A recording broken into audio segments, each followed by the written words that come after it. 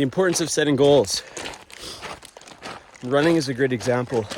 If I just run without setting checkpoints for myself, I'll run for a bit until I get exhausted and then start walking, right?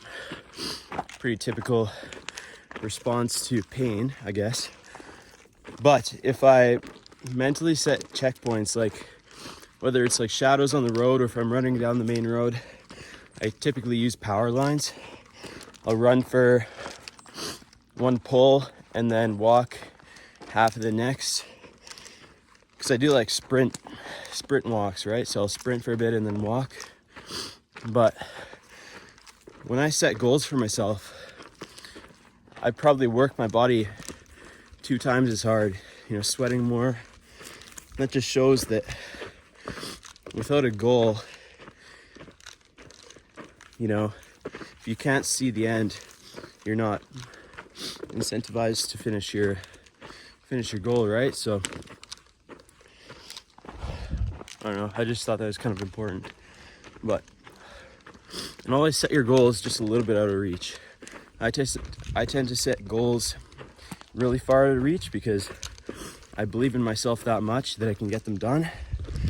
And sometimes they get pushed back because of schedules, but that's the way it goes. So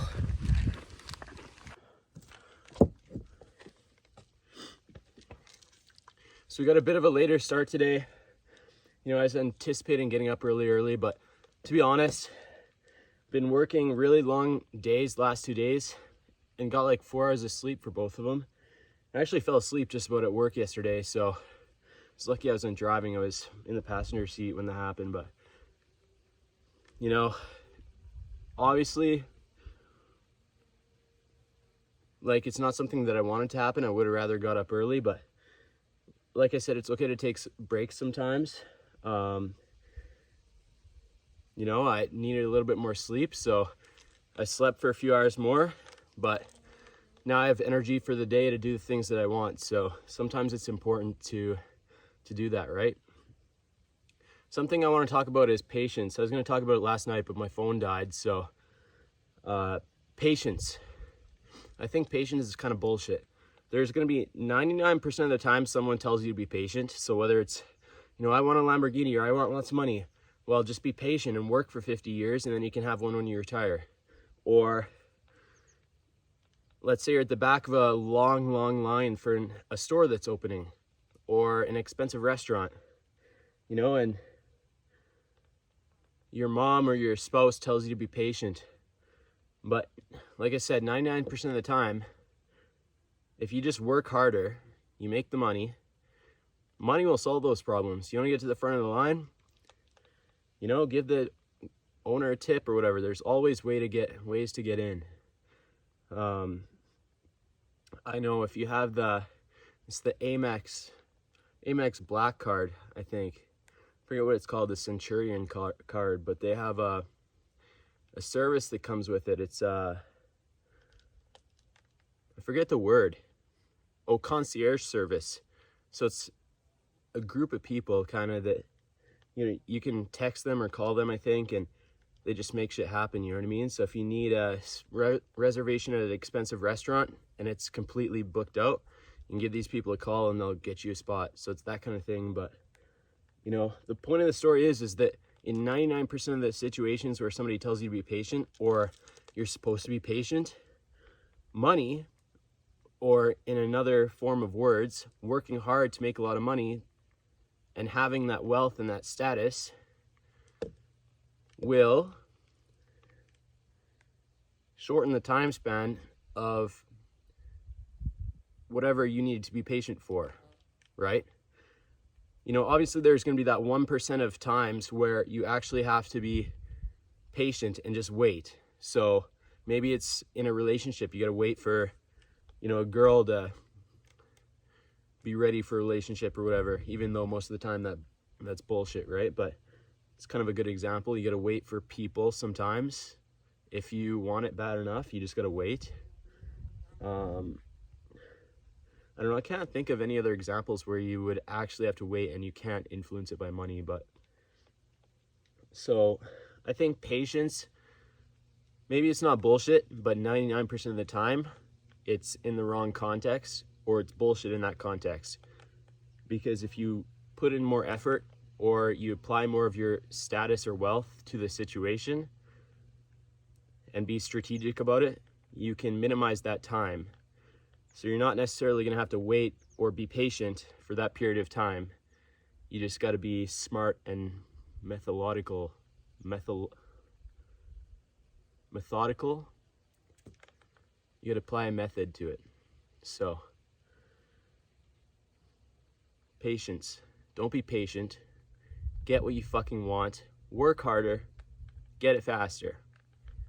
Time is the only thing that you can't get back, and there's really no reason at all to wait for something if you can put in more effort to get it faster.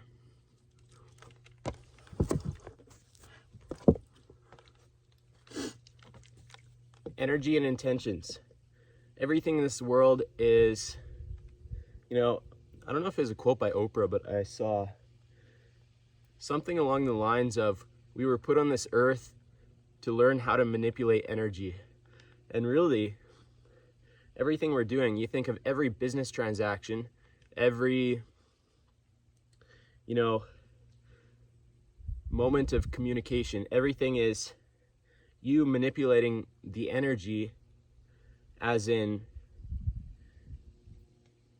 even scientifically, every plant, every human has energy. Energy cannot be created or destroyed, so you just have to manipulate it. So you manipulate your energy that you have into maybe working for someone or providing value in some way. So energy is extremely important, and the more energy you put into things like business, I don't know, an example would probably help here, but if, so you're in a meeting and you come in with no energy at all, because you control the amount of energy you put out. Go into a meeting and you're really no energy. I can't think of another word for that, but just really lame the whole meeting, not using tonality, not using body language, just sitting there like you don't have a care in the world because you're tired from yesterday's work. People are gonna pick up on that, and if you're not putting in the energy, then one, they're gonna reflect that, and two, that's gonna affect the outcome of what you're trying to achieve.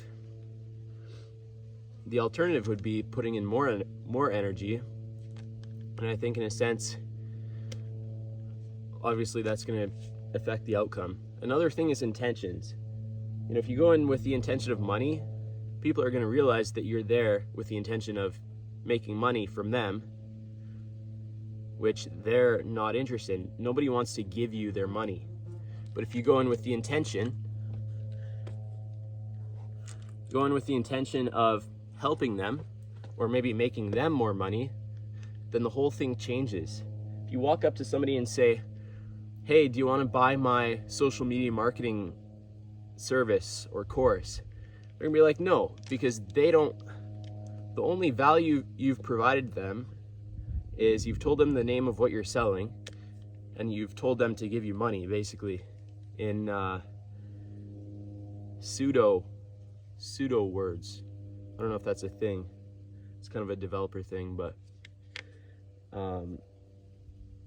whereas if you come in with the intention of helping them or making them more money, go up to them and say, hey, look, I see you're doing this.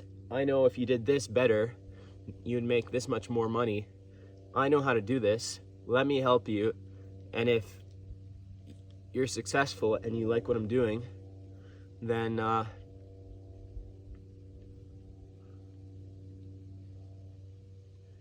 we can work out a deal. You don't even have to mention that, But then it's gonna totally shift the dynamic. They're gonna be like, hey, look, this guy's providing an opportunity for me to make more money. Unless they're extremely lazy, they don't want to make more money, they don't want to grow a business, which can happen. I've had people literally tell me, I don't want to make more money, I'm good where I'm at. But those are people that got into a business somehow, either through family, like they just inherited the business and they have no passion for making money or running the business, or they had passion and they just lost over the years. But either way, If somebody doesn't want to scale their business, make money, and be successful, that's the end of the line. You can't help them. So, like, have you ever tried to change someone's mind on something that they liked or didn't like? You can't convince someone that they like something if they don't like it. And that's the same thing with being successful. And some people just want to stay where they are. They don't want to put in the work. They like being comfortable, which you can't be comfortable when you're bettering yourself, kind of thing. So, intentions. Intentions are extremely important. And I think energy, intentions, there's a few others, but you got to bring a lot of those values and sort of into a mindset when you're coming into meetings and business things, pretty much everywhere in life, right? Those are basic life principles that you need to apply to your life. So, a bit of thoughts, but yeah. Like I said, bit of a later start today, but that's good because I feel good. My knees hurt. Feel good, ready to get some work done.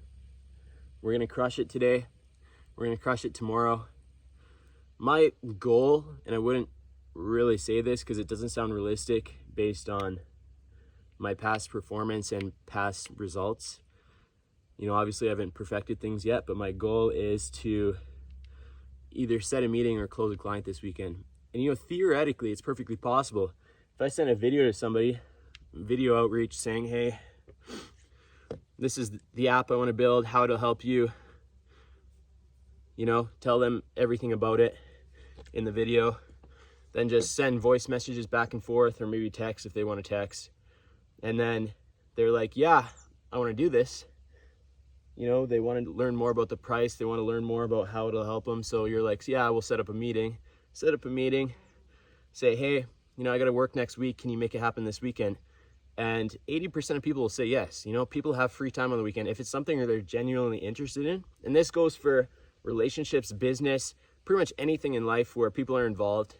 If they say they don't have time for what you're doing, or they don't have time for you, it's because they're not interested.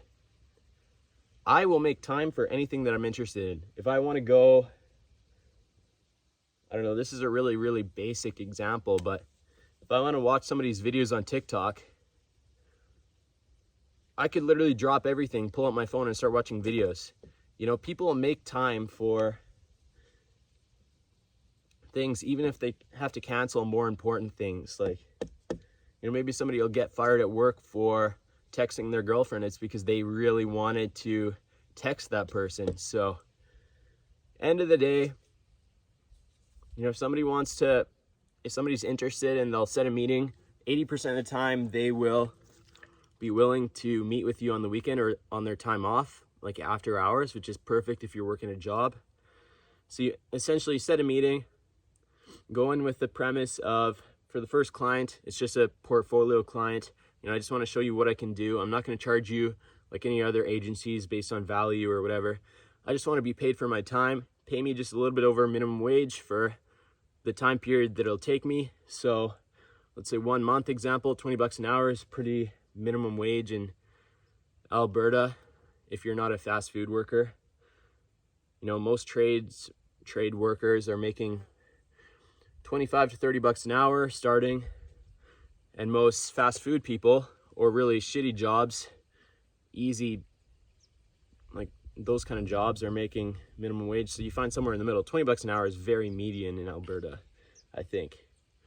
So 20 bucks an hour times 8 hours a day times 28 work days in a month, that's like 4,800 bucks or something, right? So you're gonna say, yeah, I'll just charge you $4,000, get it done in a month. You're gonna have to structure things, talk about how you're gonna do mock-ups, you're gonna develop it, go into like a revision process where they can change things around, talk about if they need a database or not. Like I haven't even got to structuring that for myself, but I think that's gonna come, you know, that's fairly easy for me to do. And I'm going to do that after I close a client book a meeting. Booking a meeting is the most important thing, because if you don't have a meeting to go to, why develop those other things? It's pointless. You'll never use them. So essentially that can all be done in one weekend if you're efficient enough. Say, hey, you know what, I'll do it for this much, but this offer is only for today. So if you have any other questions, we should probably resolve them now, because I have a tight schedule. I have other people that are wanting apps from me, so my schedule is going to fill up as quick as possible. This offer is only valid for a limited time. And then just push to the sale. Don't push like a salesman. Push like it's a genuine, urgent thing for your business, urgent thing for their business and for your business, if that makes sense. And then, you could potentially have client close over the weekend, solid $4,000. I think that's the minimum anyone should charge for over a month's worth of work. For a normal person, I work faster than most people on the tech side of things. And then you got $4,000 in the bank. Stage 2, baby. You don't have to work. I could call off the rest of the month for work. Start working. Spend 50% of my time on the app, doing a decent job for this client that I closed, and 50% of the time putting money in and building stage 2 and growing. If stage 2 doesn't work, then you restart stage 2 with a different idea, and you have a lot more time to test things. That's kind of a really big thing too, is not every business idea, how do I word this to be correct? I'm trying to get the best frame for the camera. My knees hurt though. I've been sitting like this the entire day yesterday, but the fuck was I talking about?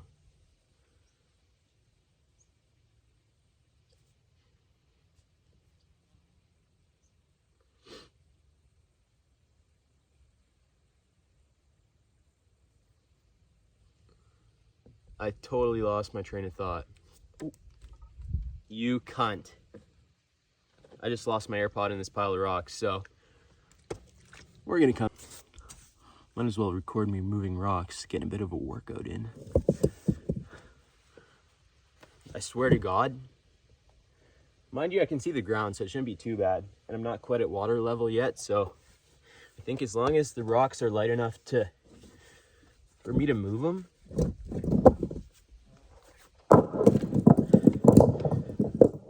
I should be able to find it.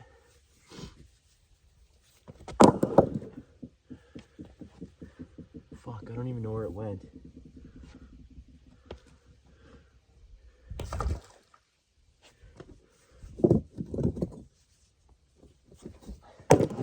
Watch, I'm gonna move just the wrong rock and crush my AirPod.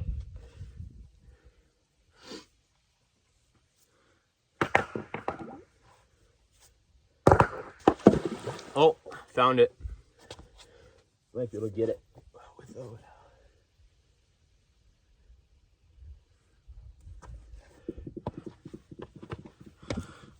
There we go. Okay, I remembered what I was talking about. So, essentially, if your first idea doesn't work out for stage 2, there's going to be ideas that work out initially, and there's ideas that will work out with a lot of money for testing, because these other ideas naturally sell themselves. So if people see the value through your messaging and your marketing is spot on the first time, or somewhat accurate, people are going to be like, hey, this is a good product, I'm going to buy it. People are sold.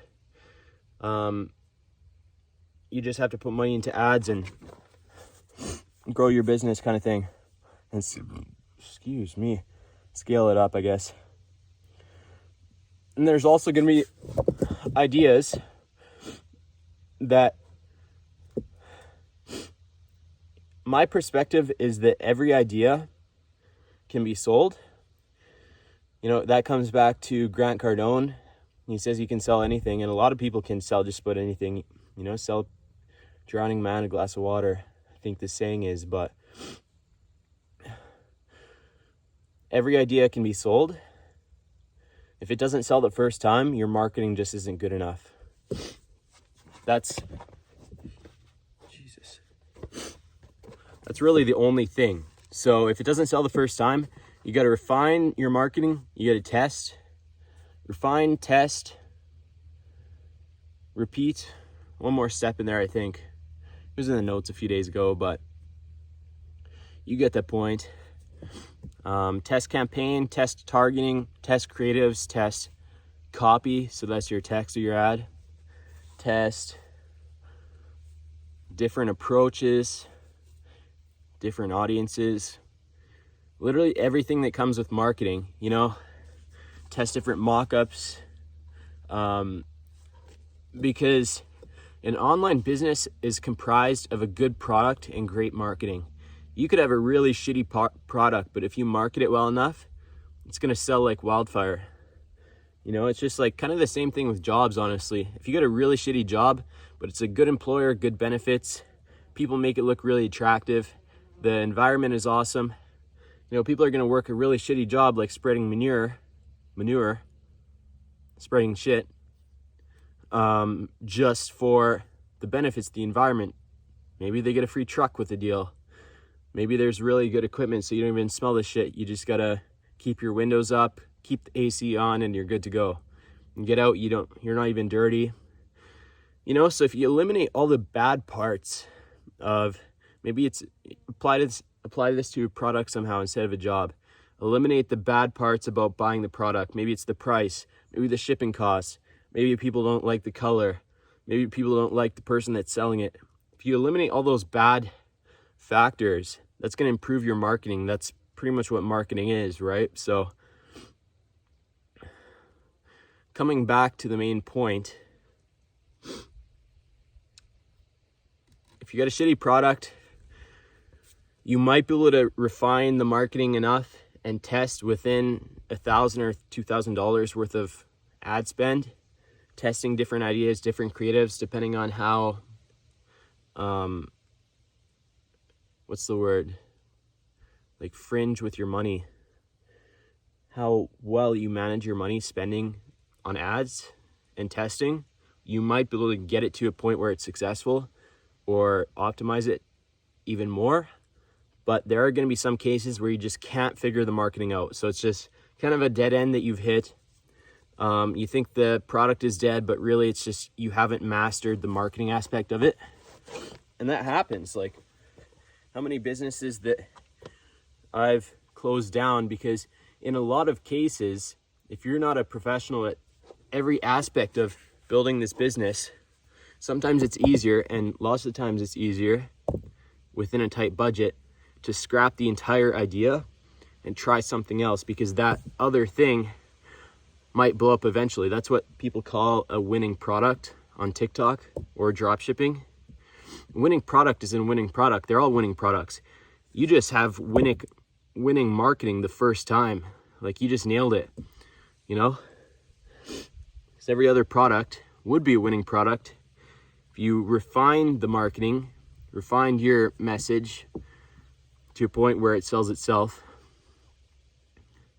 And sometimes that marketing that makes it a winning product is the product itself. And that's kind of the only hard part, because maybe the product looks really good, or maybe the product is very similar to something else in the real world that people already know is good, so the product sells itself. But that's marketing outside of your control, because it's already a part of modern day living and people already have it. So other than that kind of thing, everything is within your control. And the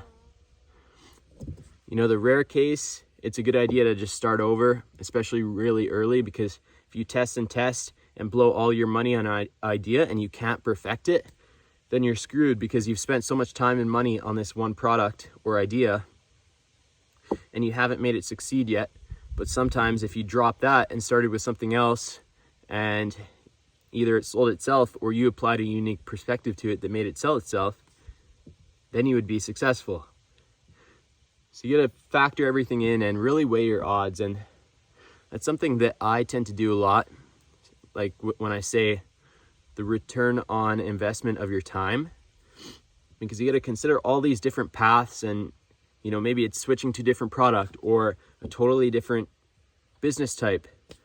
What's gonna make you money the fastest? What's the probability of this failing? What's the potential? What's the profit potential, the immediate profit potential? What's the long-term profit potential? What is this scalable? You know, how much fulfillment is this going to take? Am I going to need labor? Am I going to need employees to fulfill this? How much is shipping going to cost? So there's a lot of things, and that's why thinking about what you're going to do is important. You know, indecision kills progression, and everything that I've talked about for the last 7 minutes on this portion of the video, this is what I deal with every day. And you should question yourself. Am I doing what I'm doing at this current time best for me in this situation? Or should I stop and pivot? But there's a happy medium between changing for a better ROI and continuing, because when you switch, you kill your progress. You're starting over essentially. So there's tons of pros and cons to, I don't know, man. You just gotta, you can think about it as long as you want. You can work as hard as you want. Some people are gonna be more successful than others, but that's my advice for the day. So what should we call this video? Well, I'm gonna be making videos today, doing outreach. Maybe I'm just gonna call it energy and intentions. I think that's a real aesthetic and purposeful title for the video. Hope you guys can hear me because it's pretty windy, but anyways, gonna finish my run. And I did the math. It's just over 4.5 kilometers from here to my house. I know I said it was 6, but close enough. So I guess you could say it's 5. Still a pretty good run, to be honest. I run this just about every morning, except for the days that I literally have no time, like yesterday. But I'm gonna go back, gonna work out. We're gonna do, I'm gonna stand. I don't know if you guys can hear me from here. We're gonna do 200 push-ups, 100 saw planks. Actually, not the saw planks. That's gonna be in with my abs.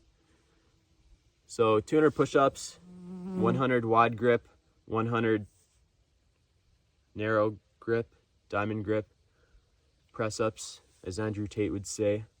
Maybe that's just an English thing. And then abs. So I'm gonna do abs, which is just a bunch of workouts that also somewhat, or includes saw planks. I guess that works abs. Planks works abs. So yeah. Anyways, I think that's it for now. I guess at this point I'm just procrastinating about running back, but I kind of want to run, so I don't know if that's the case. I guess I just like talking to myself.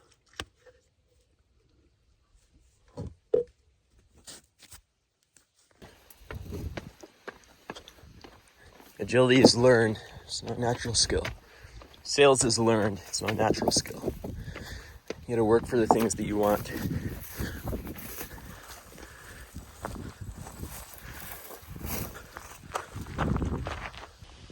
Runner's high is real. Go for a run. Get high in the morning. I don't smoke, by the way.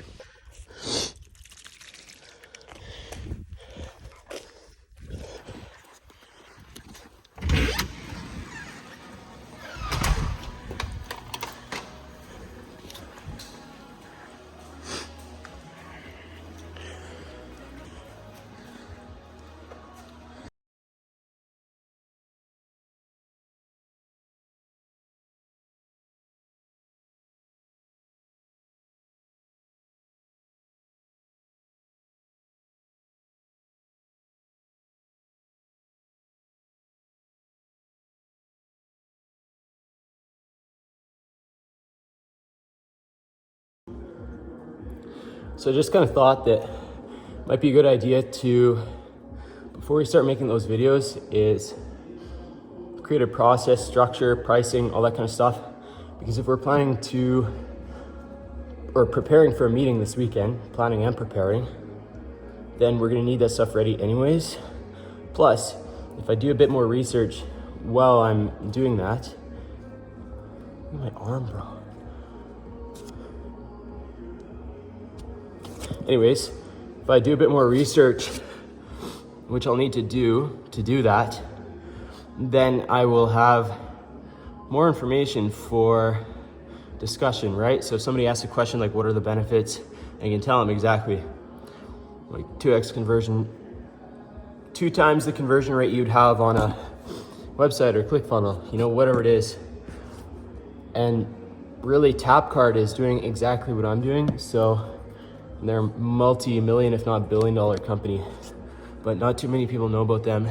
Not too many people want to pay $1,200 a month just for management of their store. So I definitely have a place in the market, but I can use a lot of their marketing, so their creatives, their statistics for inspiration for what I'm doing. So I'm on my 6th set, 6 out of 10, going to 200 push-ups and finishing my abs because I'm working those in.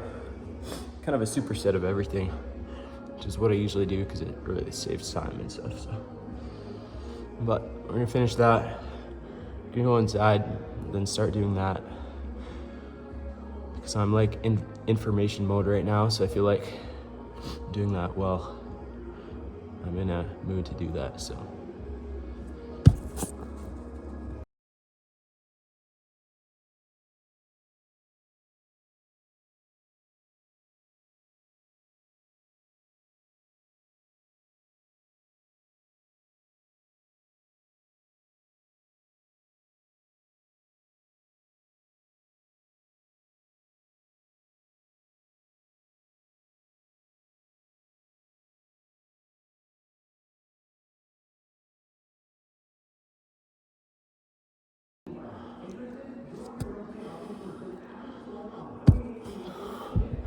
Another bit of thoughts about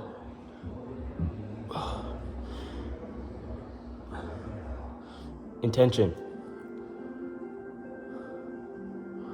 Be intentional with your time. Be intentional with your energy. Be intentional with your time. You know, don't be spending hours and hours on your phone. It's a pretty obvious one, but there's other things. Like, even if you think you're being super productive, always question things. Always take a second look at what you're doing. Be intentional with your time. Time is the only thing you can't get back. So be extremely intentional. I don't know what else to say. Be intentional with your energy. Be intentional with your life in general. You know, you have so much potential. Part of the reason why I started this challenge is, Andrew Tate has said it a lot, but he was by no means my core motivation. You have so much potential, and if you're not fulfilling that potential every day of your life, you're not living the life you could be. You're literally, you know, you think of like GTA or whatever, you can upgrade your character. I forget what the analogy was, but the point is you can do the same thing in life. You want better car, better relationships, better physique. Just gotta put in the work and it'll come. Everything will come with time. You'll achieve every single one of your goals if you set the intention, you don't give up, you don't procrastinate. You think it's never gonna come, it'll come if you keep working. Just remember that efficiency thing and patience. You can't be patient, you just gotta be more efficient and work harder. You know, you want $50 million, that's very achievable. Just think of Netflix. Netflix is making $100 million a day. There was 80 million last year. It's probably more this year, but they make, it's like $26 billion a year. So just from subscriptions, no fulfillment, it's a digital product. Nobody works except for the developers and making things better. It's a literally autopilot business that generates revenue. Obviously, you have responsibilities at that size, like partnerships, all that kind of stuff. But the point is, you can get to that. You know, Netflix sold DVDs for how many years? It just shows that sometimes it doesn't happen initially. You gotta put in the work. I've been working at this since I was 11 or 12. I told you I bought my first course at that age. Couldn't even afford it.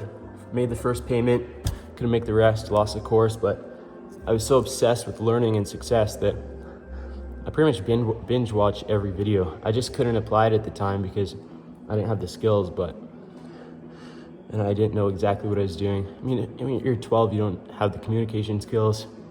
Nobody respects you. That's another thing that people need to realize is that, yes, your age matters. No, it shouldn't matter, because I know many 15, 16-year-olds that are a lot smarter than many, like 50-year-olds. You know, it's all about context and perspective, but those guidelines are in place for a good reason. You know, if we don't have rules about people being 18, then the world would be a mess ultimately. But, you know, it took me from 12 to 18 where I'm now, 6 years of learning. A lot of that is not working because I'm a kid, you know, where I was young at the time. I wasn't working every minute and learning every minute of the process, but you'll get there. It'll take time,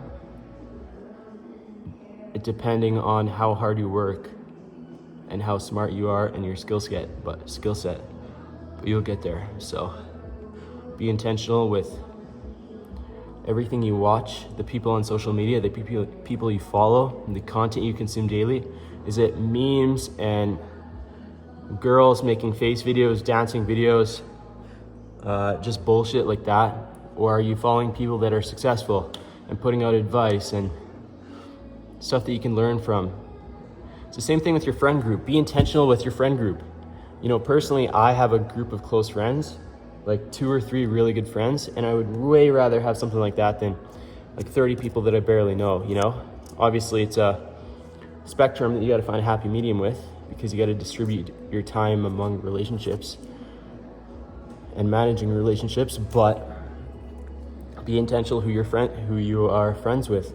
If somebody adds no value to your life, they never reach out to see how you're doing, they don't ask to hang out unless you do, they're not actively chasing goals, they sit in their mode, they sit in their basement, smoke weed all day, play video games, whatever the deal is.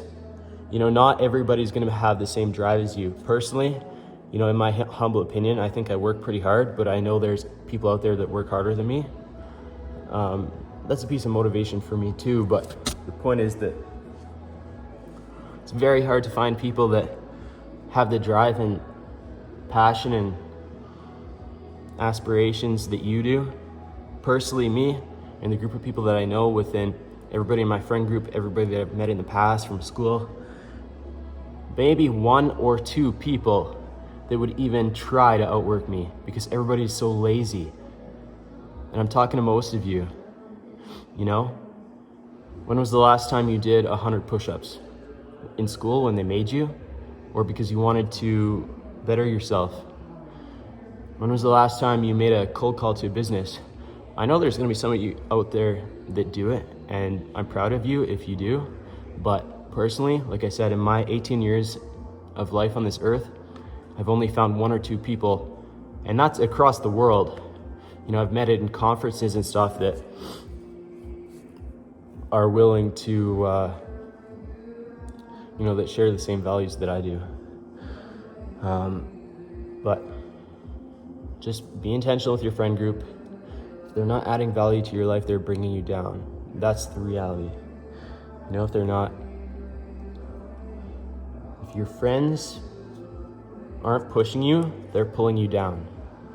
I think that's the most important takeaway from this video is the people you hang around with, whether it's family, friends, relationships, they're not pushing you to be better, they're pulling you down. There is no middle, it's this way or that way.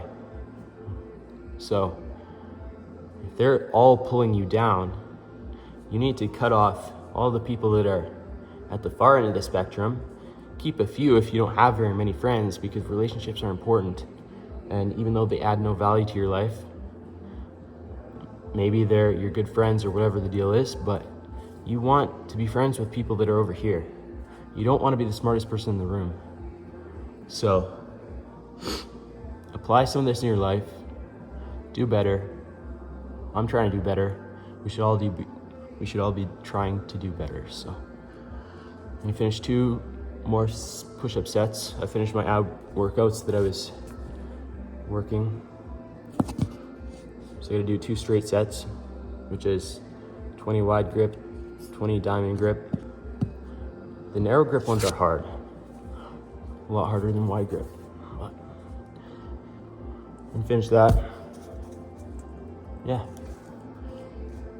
Enjoy the rest of your day and watching me enjoy my day.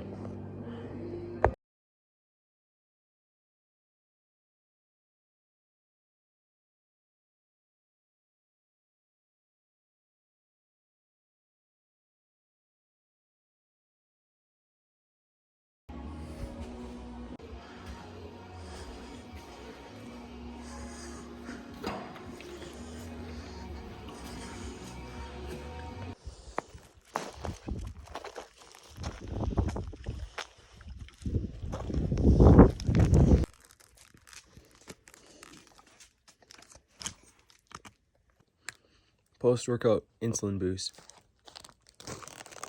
These are good. A lot of people are gonna hate me for this, but if you're on Snapchat, like, what the fuck, man? What are you doing? Okay, sure, you can see a picture of your friend from across the world, whatever, but it's just stupid and it wastes so much time. I don't know, I got back on Snapchat for, I don't know, like a week or 2 just to talk to people. And I spent probably a good 3 hours of each day just wasting time on Snapchat. It's such a waste of time. Like, people that have streaks, I think that's the biggest, stupidest thing about Snapchat. You know what? Some competition between how many days you can talk to the other person. Who gives a fuck? So it just doesn't make sense. Like, maybe look at this analogy. This analogy might make a little bit more sense. You know, you can go to the mountains, go hiking in the mountains, go experience it, or you can sit on your couch and look at pictures of the mountains. Like, what the fuck? If you want to see somebody that badly, either FaceTime them, because whatever, I think that's a little bit more, it's like video meeting. It's a little bit more purposeful. The time is purposeful. You're not spending the same amount of time looking at a screen, taking a picture of yourself, sending it to the other person. Like, a still image has just about no meaning. Or if you're on a video chat, it's totally different. But if you want to see somebody, go see them or video chat them for how many minutes? Maybe like a 15 minutes max video call is gonna be like a week and a half worth of Snapchats.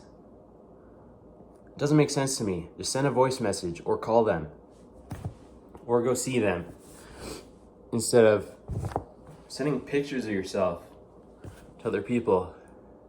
So if you're on Snapchat, you're wasting your time. Like, I don't know what else to say. It's kind of a really bad habit.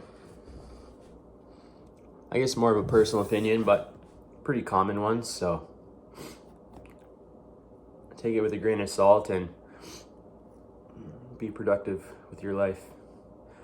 But enjoy your life. If that makes you happy, then do it, you know?